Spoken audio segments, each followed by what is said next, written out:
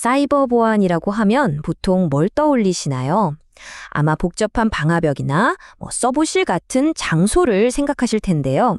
근데 요즘은 그 초점이 장소에서 사람으로 완전히 옮겨갔습니다. 오늘 바로 그 흥미진진한 변화의 흐름을 한번 짚어보겠습니다. 한번 상상해 보세요.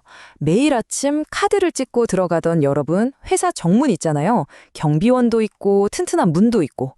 근데 그게 어느 날 아침에 보니까 그냥 감쪽같이 사라져버린 겁니다. 황당하겠죠? 그런데 말이죠. 이게 그냥 상상이 아닙니다. 우리가 사는 디지털 세상에서는 이미 벌어진 일이에요. 우리가 믿고 의지했던 그 단단한 정문이 사라져버린 거죠. 그럼 이제 뭘로 우리를 지켜야 할까요? 오늘 이야기는 바로 그 대안에 대한 겁니다. 지금의 상황을 제대로 이해하려면 시간을 좀 거슬러 올라가야 합니다. 모든 것의 시작, 이른바 최초의 디지털 요새라고 불렸던 시절이 있거든요. 바로 메인프레임 컴퓨터의 시대입니다. 이때는 보안이란 게 정말 아주 간단했어요. 왜냐하면 모든 중요한 데이터는 메인프레임이라고 하는 이 거대한 컴퓨터 한 대에 다 들어있었거든요. 딱 그림이 그려지시죠? 해저로 둘러싸인 거대한 성. 그 안에 들어가려면, 즉 그 건물 안에 물리적으로 들어가지 않으면 데이터를 볼 수도 만질 수도 없었던 겁니다. 아주 직관적이었죠. 하지만 영원할 것 같던 이 철옹성도 무너지기 시작합니다. 아니 그냥 좀 약해진 수준이 아니었어요. 성벽 자체가 아예 통째로 허물어져 버린 거죠. 1990년대 인터넷이 터지기 시작했죠. 2000년대엔 클라우드라는 개념이 등장했고요. 그리고 이제는 원격 근무가 너무나 당연해졌잖아요.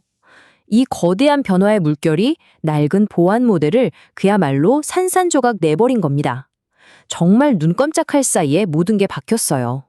결과는 어땠을까요? 대혼란이었죠. 여러분도 경험하셨을 거예요. 이 앱 쓰려면 이 아이디, 저 사이트 가려면 저 비밀번호, 모든 서비스마다 로그인을 따로 해야 했잖아요. 이걸 전문 용어로 파편화된 계정 사일로라고 부릅니다. 계정들이 섬처럼 다 따로따로 노는 거죠. 이러니 옛날처럼 회사 네트워크 입구만 막는 방식은 아무 소용이 없게 된 겁니다. 이건 그냥 보안 담당자들한테는 악몽 그 자체였어요.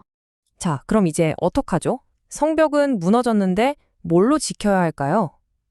바로 이 지점에서 현대 사이버 보안의 판도를 바꾼 정말 혁명적인 아이디어가 등장합니다. 오늘 이야기의 핵심이죠. 그 아이디어는 바로 이겁니다. 경계가 사라진 세상에서 우리가 유일하게 통제할 수 있는 건 바로 데이터에 접근하려는 사람이 누구인지 확인하는 것. 다시 말해서 정체성이 바로 새로운 경계다라는 거죠. 이제 물리적인 네트워크가 아니라 바로 당신의 정체성이 새로운 성벽이 된 겁니다. 이게 왜 그렇게 중요하냐고요? 생각해보세요. 해커가 만약 여러분의 아이디와 비밀번호를 훔쳤다고 칩시다.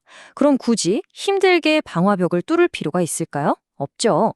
그냥 여러분인 척 아주 당당하게 정문으로 걸어 들어오면 그만이니까요. 모든 방어선이 그냥 무력화되는 겁니다. 그렇다면 이 정체성이라는 새로운 요새 어떻게 지어야 할까요? 당연히 제대로 된 설계도, 즉 청사진이 필요하겠죠. 사이버 보안 세계에서는 접근을 관리하는 대표적인 4가지 모델, 4가지 청사진이 있습니다. 하나씩 살펴볼까요? 첫 번째는 DAC, 자율적 접근 제어입니다.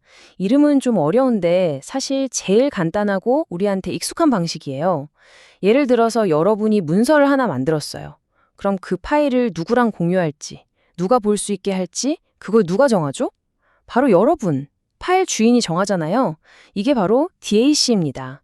우리 개인 PC에서 쓰는 바로 그 방식이죠. 다음은 MACC, 강제적 접근 제어인데요. 이건 DAC랑 완전히 정반대라고 보시면 돼요. 여기선 파일 주인이 마음대로 권한을 줄 수가 없어요. 모든 걸 중앙 관리자가 통제하거든요. 군대에서 1급 비밀, 대외비 이렇게 딱지 붙여서 관리하는 거 생각하시면 쉬워요. 사용자의 편의성보다는 기밀 유지가 최우선인 아주 엄격한 모델입니다. 세 번째는 RBAC, 역할 기반 접근 제어입니다. 이건 특히 큰 회사에서 정말 유용하게 쓰여요. 생각해보세요. 직원 수천 명한테 일일이 권한을 설정해 주려면 관리자 입장에서 정말 머리 아프겠죠. 그래서 사람 개개인이 아니라 영업팀 인사팀, 개발자 같은 역할에다가 권한을 묶어두는 거예요. 그럼 누군가 영업팀에 새로 들어오면 그냥 영업팀 역할을 부여하기만 하면 필요한 모든 권한이 한 번에 싹 주어지는 거죠. 정말 효율적이죠? 자, 마지막은 ABAC, 속성 기반 접근 제어입니다. 이게 현존하는 모델 중 가장 똑똑하고 유연한 방식이라고 할 수 있어요. 이건 단순히 당신이 누구냐만 보는 게 아니에요.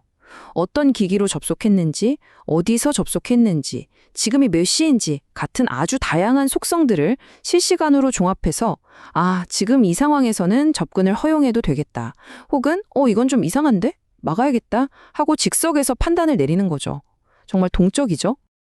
자, 이렇게 4가지 모델을 살펴봤습니다. DAC, MAC, RBAC, ABAC. 그럼 이 중에서 뭐가 제일 좋냐고요? 그건 상황에 따라 다릅니다. 망치랑 드라이버 중에 뭐가 더 좋은 도구냐고 묻는 것과 같아요. 각자 쓰임새가 다른 거죠. 지금 보시는 이 표가 그 차이를 아주 명확하게 보여줍니다.